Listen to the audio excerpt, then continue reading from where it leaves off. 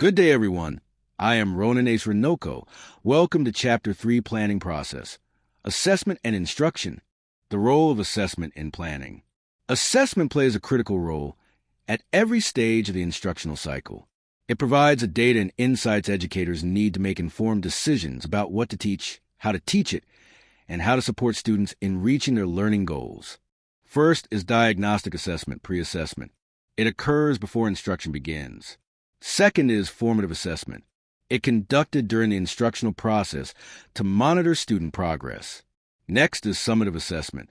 It evaluates student learning at the end of a unit, terms, or course. What is instructional planning? It is a process of designing learning experiences that meet identified goals and respond to assessment data. It ensures that teaching is purposeful, organized, and aligned with curriculum standards. Steps in instructional planning. Number 1. Setting learning objectives. It must be clear, measurable learning objectives guide instruction. These should align with curriculum standards and reflect different levels of cognitive complexity. Number 2.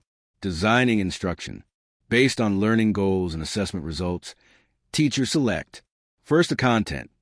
Topics and concepts align with standards. Next is materials. Textbooks, digital tools, manipulatives. Instructional strategies. Direct instruction, group work, inquiry-based learning, etc. Next is differentiation, tailoring content, process, or product to meet diverse learner needs.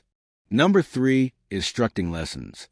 Effective lessons typically include an instruction to activate prior knowledge, guided instruction to model new concepts, practice opportunities for students, a closure to summarize learning and set goals. Number 4 is integration of assessment and instruction. Assessment and instruction are not separate processes. They work together in a continuous cycle. Assessment informs instructional planning, and instruction provides opportunities to assess learning. Steps in integration of assessment and instruction. The planning cycle. First, assess student needs, diagnostic. Plan instruction based on data. Implement teaching strategies. Monitor progress, formative assessment. Evaluate learning outcomes, summative assessment. Reflect and adjust future plans. Number 5 is reflection and continuous improvement. After instruction, teachers should reflect on what worked and what didn't. By analyzing assessment results and gathering student feedback, educators can identify strengths and areas for improvement. The planning process that integrates assessment and instruction is essential for effective teaching and meaningful student learning. By using assessment data to guide instruction and continually reflecting on outcomes, educators can create dynamic, responsive learning environments. This approach ensures that instruction meets students' needs and promotes academic success for all learners. Okay, let's move to levels of questioning. In assessment and evaluation in mathematics, questioning is a crucial tool for understanding student learning. Questions can be categorized into low-level, closed, recall, and high-level, open-ended, interpretative, synthesis questions. I know that we're all familiar in Bloom's taxonomy, right? But let me discuss the parts of it and its examples. First, let's define Bloom's taxonomy. It is a framework for classifying thinking skills, guiding the development of questions that promote different levels of cognitive engagement. First is a remembering, recalling facts and basic concepts. Example, what is the Pythagorean theorem?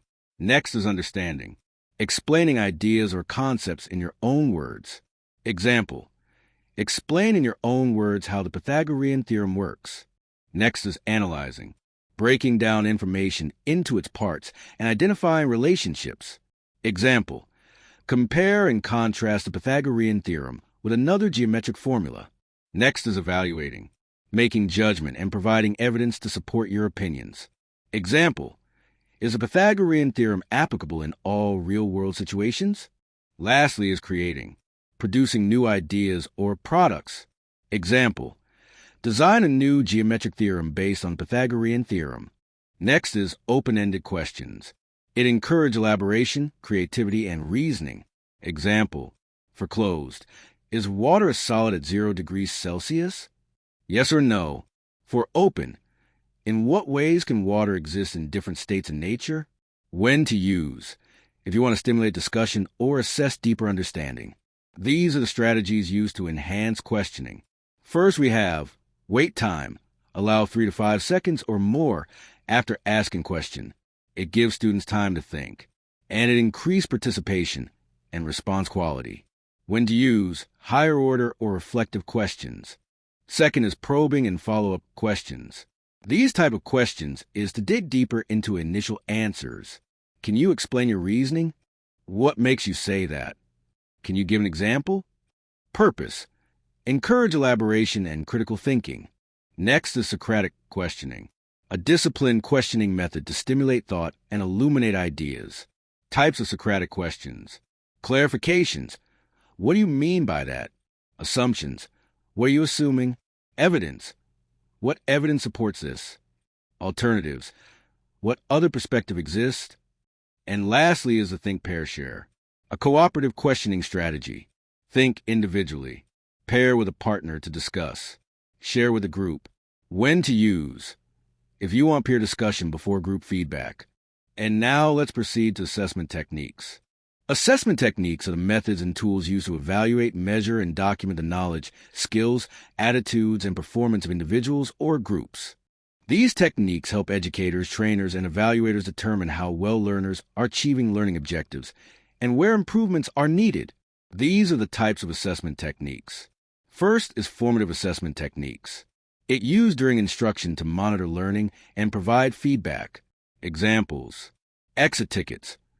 Quick problems at the end of class to assess understanding. Think aloud. Students verbalize their thought process while solving problem. Next at observations. Informal checking of students' problem-solving strategies during tasks. Error analysis. Students analyze incorrect solutions to find and explain errors. Mini quizzes. Short, focused assessments on current content. Peer and self-assessment. Students review their own or each other's work using rubrics. Second is summative assessment. It measures learning at the end of a unit or term. Example: unit tests cover a broad range of content and skills. Standardized test, applied tasks. Example: creating a survey and analyzing data. End of term exams, comprehensive assessments of learning objectives. Next is diagnostic assessment, used before instruction to determine students' prior knowledge and skill gaps. Examples: pretests, basic questions to identify what students already know. Interview or conferencing, one-on-one decisions about mathematical thinking. Math inventories, checklists or tasks to diagnose strengths and areas for growth. A&S, the last one, is for performance-based assessment. It focuses on real-world application of math concepts. Examples: problem-solving tasks, multi-step problems requiring reasoning and strategy. Mathematical modeling, students apply math to real-life situations, e.g. budgeting measurements. Group projects, collaborative tasks involving investigation and presentation. Okay, let's proceed to learning assessment and standard assessment. Learning environment and standard assessment in mathematics. Understanding the relationship between the learning environment and standard assessment practices is essential in fostering student success in mathematics. These two elements work together to shape how students learn, perform, and grow. Learning environment in mathematics is a combination of physical, psychological, and instructional conditions that support student learning. These are the key components in learning environment in mathematics. Physical space, well-organized, resource-rich, and conducive to collaboration. Psychological climate, supportive, inclusive, respectful, and encouraging risk-taking. Instructional practices, engaging, student-centered, and differentiated. Features of an effective math learning environment. Encourages problem-solving and critical thinking. Promotes mathematical discourse, discussion of ideas. Allows collaboration and peer learning. Supports the use of tools. Values mistakes as learning opportunities. Next is standard assessment in mathematics. It refers to formal evaluations that measure student learning against established criteria or learning standards. Types of standard assessment. First is standardized tests, administered scored consistently. Next is benchmark assessments, regular checks aligned to grade level standards. End of unit or term tests, designed around curriculum goals. Criterion reference test, Measure performance against a fixed set of learning objectives. Purposes of standard assessment. It measures academic achievement. Also, provide data for instructional planning. Next is ensure equity and accountability across schools. And lastly, identify students needing support or enrichment. And that concludes my report. Thank you and God bless.